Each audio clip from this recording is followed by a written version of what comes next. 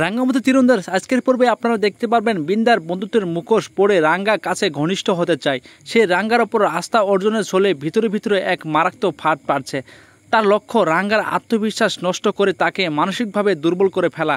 অন্যদিকে দেখা যাবে রাঙ্গার মনস্তিক ভাঙ্গন। রাঙ্গা আজ প্রথমবারের মতো অনুভব করলো সে একা। খেলার মাঠে তার লক্ষ্যভ্রষ্টা ও সিদ্ধান্তহীনতা স্পষ্ট। বিন্দার ছায়া তাকে দুর্বল করে ফেলেছে, কিন্তু কিছু গুরুত্বপূর্ণ মুহূর্তে সে সঠিক সিদ্ধান্ত নিতে পারেনি। অন্যদিকে দেখা যাবে নীরার আত্মদৃষ্টি। নীরা সবকিছু বোঝার চেষ্টা করছে।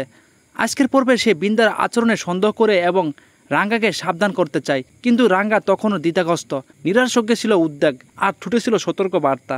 তবে আজকের পর্বে বিন্দার পরিকল্পনা ছিল পর্বের নাটকীয়তা ও স্থির তৈরি করছে।